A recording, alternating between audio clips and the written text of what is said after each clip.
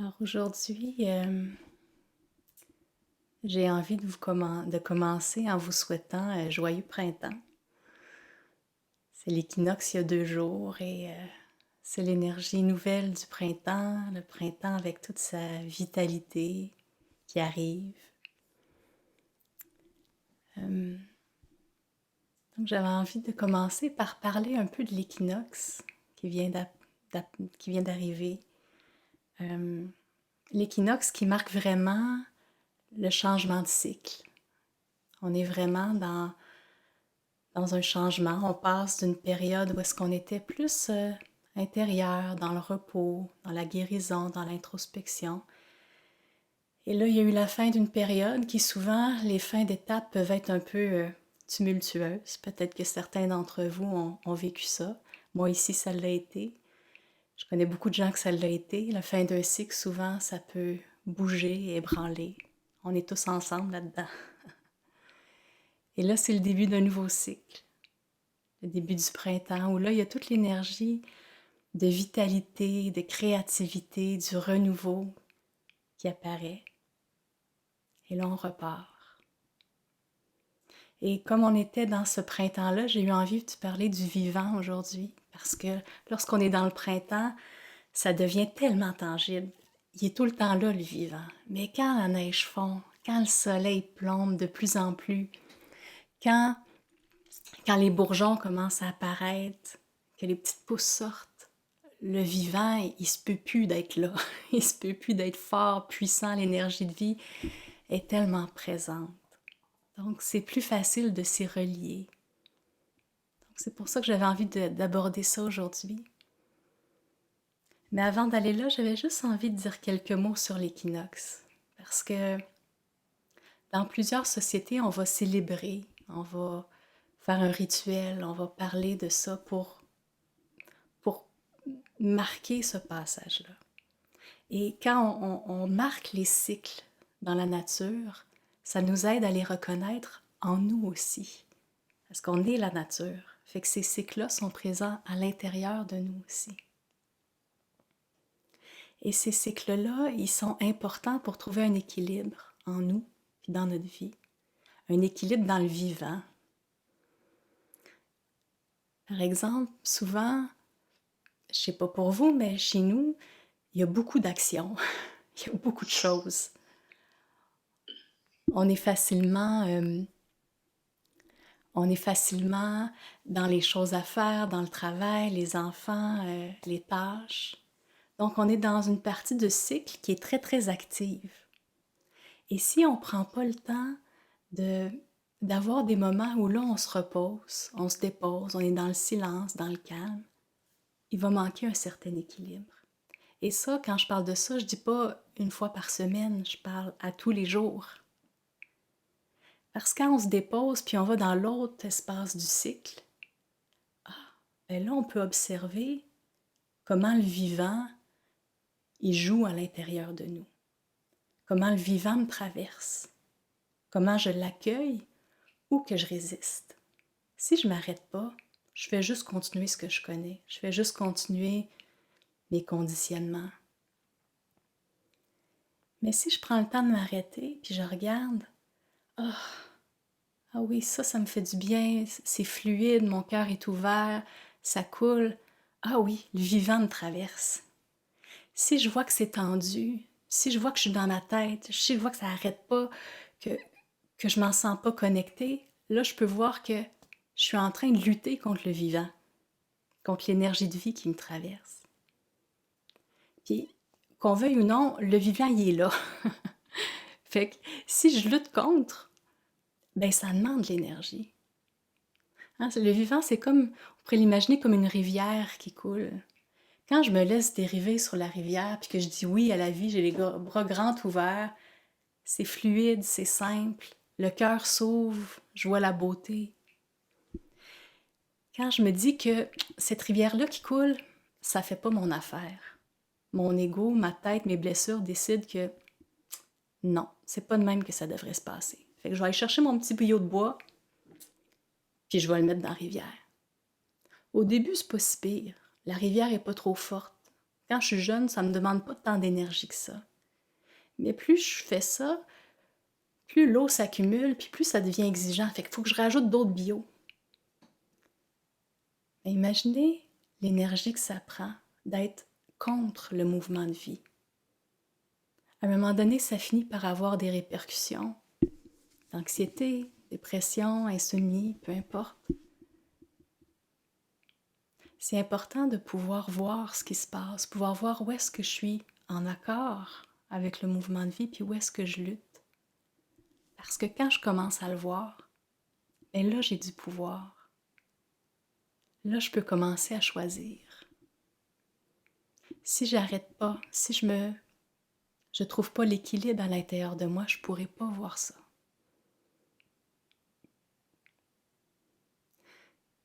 Quand j'accepte le mouvement de la vie, quand je me mets dans la rivière, j'ouvre mes bras, l'énergie de vie est à mon service.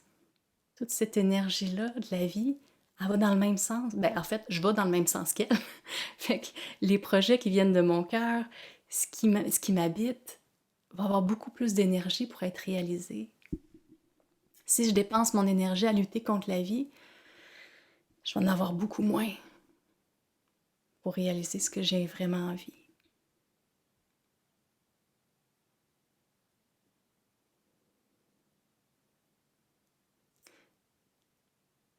Puis le vivant, ben, il est partout. Partout, partout, partout. Dans mon corps, dans l'air que je respire, dans mon écran d'ordinateur. Ça paraît bizarre, mais c'est vivant ça aussi. Si vous voulez, on peut faire juste un petit voyage pour aller aux sources du vivant, pour nous aider à l'appréhender un peu plus. Je vous invite à laisser venir l'image de votre mère. Votre mère qui vous a donné la vie. Permettez-vous juste de voir votre mère, de laisser venir une image joyeuse de votre mère. Si c'est trop tumultueux avec votre mère et que ça engendre trop de douleur, passez à votre grand-mère. Le but, c'est pas d'être coincé là-dedans, c'est juste de connecter avec cette énergie de vie-là, avec cette vie-là qui vous a été passée par votre mère. C'est la même énergie de vie qui vous habite, qui habite votre mère. Puis maintenant, imaginez votre grand-mère. Imaginez avec amour, qui elle aussi a passé la vie à votre mère. C'est la même vie qui vous traverse toutes les trois. C'est la même vie qui pulse. Et on peut remonter comme ça à tous vos ancêtres, génération après génération. Est-ce que ça s'arrête avec la première femme? Ben non. Avant ça, il y a toute l'évolution de la Terre, toute la vie sur Terre qui est là depuis des milliards d'années. Du premier organisme vivant qui était dans l'eau, qui a sorti sur la Terre.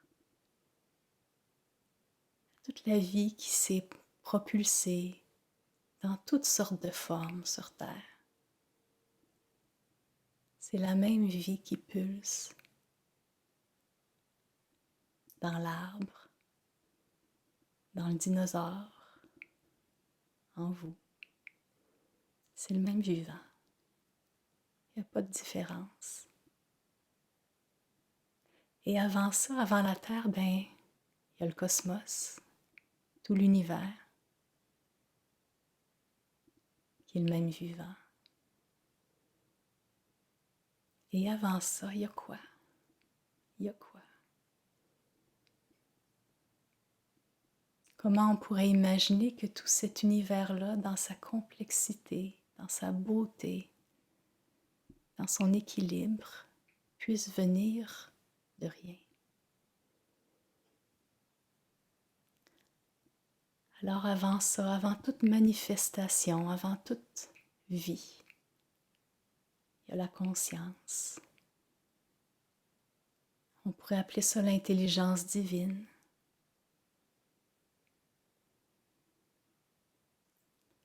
Cet espace-là de conscience qui est ouvert, immobile, qui est la connaissance, intelligence. Mais encore là, c'est un espace qui est non manifesté. Et c'est là qu'intervient l'énergie de vie. Dans le yoga, dans cet aspect-là le plus fondamental de la vie, il y a la conscience qui danse avec l'énergie de vie. Et c'est ces deux forces-là, ensemble, qui créent tout. Qui créent tout le jeu de la vie, qui créent toutes les formes, qui manifestent, autant dans le subtil que dans la matière.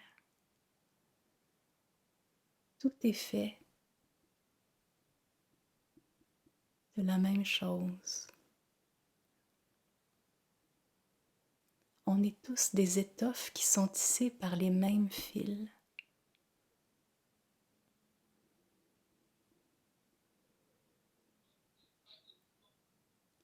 Mon être vient de là. Donc, mon être vient de là. Mais mon corps vient de là aussi. Chaque cellule, chaque atome de mon corps vient de cette danse-là entre la conscience et l'énergie de vie, ou le prana, ou le chi, c'est la même chose. Dans plusieurs cultures, on a la même danse, les mêmes pôles qui, en se mettant ensemble, donnent la vie.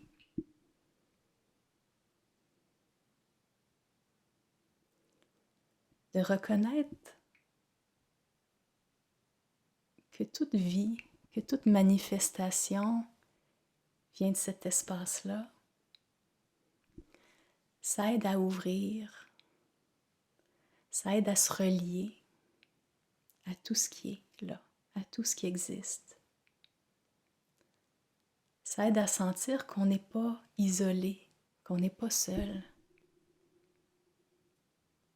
qu'il n'y a pas le divin en quelque part sur un nuage, puis nous en bas qui font notre possible. Il n'y a pas de séparation.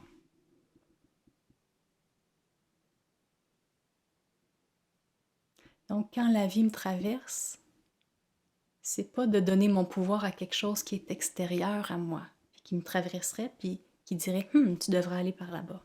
Non. C'est donner son pouvoir aux aspects, aux espaces les plus élevés de notre être. Donner notre pouvoir à ce qu'on est déjà, en arrière de notre ego, en arrière de notre personnalité, en arrière de ce qui se croit séparé de tout le reste. Parce que c'est cet espace-là de l'ego qui, lui, lutte contre la vie. Lui, il se dit « qu'est-ce que c'est ça, cette vie-là qui s'en va par là-bas? Moi, je veux pas ça. Je veux rien savoir de ça. Moi, c'est par là-bas que j'ai décidé que j'allais. » Ça, c'est l'ego qui a décidé que lui, il savait ce qui était bon. Puis c'est correct. On peut choisir ça. Ou on peut aller voir en arrière et s'abandonner à cette vie-là, à ce vivant-là, qui est infiniment plus intelligent que notre humain, qui est infiniment relié à tout ce qui existe, qui a décidé de créer un arbre, un pissenlit, une rose, des insectes, et que tout ça fait un tout, que chaque être a sa place, a sa fonction, a sa raison d'être dans l'équilibre du monde. Quand je me relie à ça, comment penser que moi, j'ai pas de valeur? Que moi, je suis moins bonne que l'autre d'à côté? Comment penser que mon corps, il est laid, il devrait être autrement? Est-ce que l'arbre qui a été fait comme ça, par le vivant, se dit « ma peau est pas assez lisse, mon tronc est trop croche, je devrais être comme l'autre d'à côté. Non. Il se laisse être un arbre, il se laisse être guidé par le vivant, puis il se laisse être dans la place qui est juste pour lui. Il rayonne, son rayonnement d'arbre. Est-ce que le pissenlit se dit « j'aurais dû être une marguerite. C'est vraiment une erreur totale. Dieu s'est trompé. Ça n'a pas de bon sens. Je devrais être une marguerite. » Il peut bien dire ça. Il va mettre beaucoup d'énergie, le pissenlit, à vouloir changer d'état. Mais non. Lui, c'est un pissenlit. Il faut qu'il rayonne, le pissenlit, parce qu'on a besoin de pissenlit.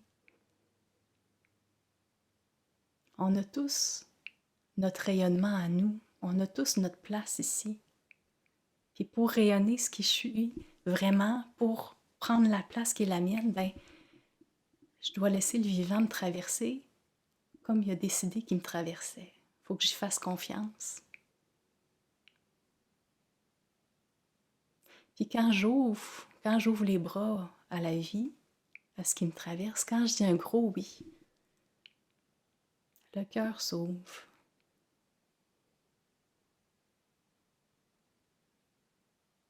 La gratitude, la compassion,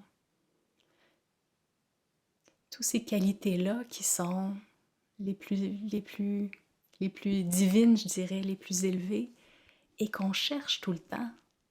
On a beau se faire accroire des affaires, ce qu'on veut, c'est vivre dans l'amour. Même quand on est habitué à se pogner avec des gens, même quand on est habitué à argumenter, c'est pas vrai que c'est ça, c'est là qu'on est le mieux. C'est des conditionnements. Fondamentalement, ce qu'on veut, c'est vivre dans l'harmonie, dans l'amour, être lié, sentir que on a notre place, on est aimé, puis on aime, puis que tout ça se fait simplement et naturellement, fluidement. Et ça arrive quand on dit oui.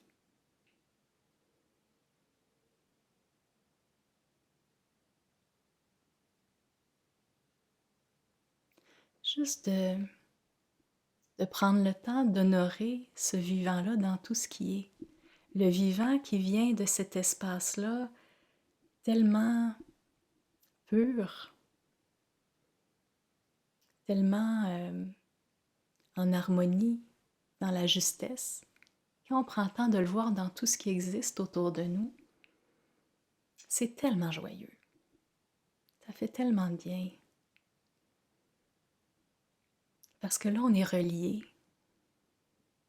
Parce qu'on commence à faire plus attention aux autres, plus attention à la terre, plus attention à nous, à notre corps, à notre vie.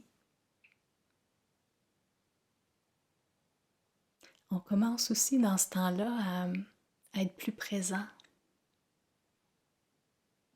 Parce qu'on commence à voir que le divin, il n'est pas en haut. Il n'a jamais été en haut. Il est là, il est partout. Il est à l'horizontale autant qu'à la verticale. Il est dans la touffe de gazon qu'il y a sur le bord de ma porte. Il est dans la nourriture que je vais manger. Il est dans chaque chose qui existe. Mais il est aussi dans ce qui est moins tangible. Il est aussi dans les émotions. Il est aussi dans les pensées. Il est aussi dans ce qui est plus subtil. Il y a plusieurs formes. Et quand je commence à percevoir ça partout dans ma vie, je suis plus présente. Je suis plus dans la fluidité. J'ai moins besoin d'amener dans ma tête ou ailleurs parce que je suis en lutte ou parce que c'est des mécanismes, je suis en lutte avec ce qui est là, ça me fait mal, donc je remonte dans ma tête, je m'en vais ailleurs pour pas sentir. Quand je suis là, et que je vois le divin un peu partout, je vois le vivant un peu partout, ben je peux être plus présente, revenir plus facilement dans le présent. Parce que quand j'ouvre, je suis dans le moment présent, mais mon cœur ouvre en même temps, fait que c'est plus facile. C'est plus facile, je peux ressentir de l'amour à tout bout de champ, ça me donne envie de revenir. Ça me donne moins envie de rester dans ma tête et d'éviter ce qui est là. Fait que si vous commencez à avoir envie de reconnaître le vivant puis le divin dans tout ce qui existe, je vous invite à ouvrir votre cœur en même temps, puis à dire oh, merci. Parce que plus vous faites ça, plus vous créez le désir d'y revenir, puis plus vous ouvrez grand la porte. C'est vraiment un cercle qui se crée, un chemin qui se crée pour vous aider à être plus présent, mais un présent qui est le fun, qui est ouvert, qui est reconnaissant, qui est aimant. Et on a le droit de créer ça, on a le droit de choisir ça. Et lorsqu'on crée cet espace-là, on dit oui au vivant, on ouvre notre cœur, c'est sûr que les portes qu'on avait fermées, les endroits qui étaient plus en lutte, ils risquent de remonter. Quand on ouvre les portes, ben, ce qui était en arrière, il se pointe. Donc ça se peut qu'il y ait des peurs, des tensions, des émotions qui remontent. C'est tout à fait normal. Quand je tasse les billots de mon barrage, ben, il y a des roches qui sont accumulées, il y a des affaires, puis ils ont besoin de passer, ils ont besoin de trouver leur chemin. Mais quand je fais ça, c'est comme si je permets que le mouvement se recrée là aussi. Ça veut dire passer par laisser monter l'émotion, laisser monter le malaise, laisser monter la douleur. Mais juste rester là en reconnaissant que ça aussi, c'est du vivant, ça aussi, c'est du divin. C'est un mouvement qui vient de la même place que tout le reste. C'est pas parce que ça fait mal que c'est mauvais. Quand je reconnais que ça aussi c'est divin, puis ça aussi ça a besoin juste d'être accueilli, juste d'être en mouvement, quand j'ouvre la porte, ça commence à faire moins mal. Parce que ce qui fait mal, c'est surtout quand je lutte, puis que mon corps se referme, puis ça fait mal. Puis dans ce temps-là, le mouvement, l'émotion reste coincée à l'intérieur de moi, ma tête se met à spinner, tout est pris. Quand je commence à ouvrir, ça fait mal, ça fait peur, puis après ça fait comme « Ah, oh, ok ». Le mouvement est revenu. Et à force de faire ça tranquillement, ce mouvement-là, cette émotion-là qui était coincée, qui était renfermée, elle peut juste rembarquer dans le courant, rembarquer dans la rivière, puis retourner dans l'univers, retourner là où elle a besoin d'aller. Fait que dire oui au vivant, c'est tout ça tranquillement qui peut se faire comme chemin.